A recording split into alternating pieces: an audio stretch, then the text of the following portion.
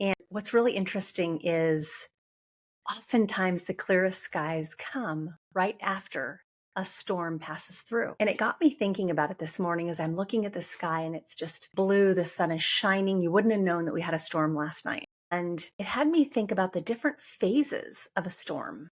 I chalked it up to 4 different phases. So you've got the calm before the storm. You've got the storm clouds that are gathering around you, and the storm is starting to move in. You've got the phase where you're smack dab in the eye of the storm, or you're experiencing the aftermath because it just passed through.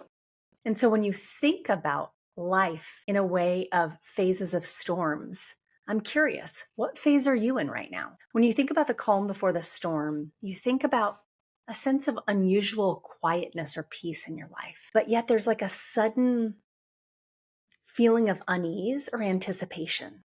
It's like, okay, waiting for the other shoe to drop, right? And so you're preparing mentally and emotionally. Thinking about that calm before the storm, sometimes we get caught up in the anticipation of what's coming, right?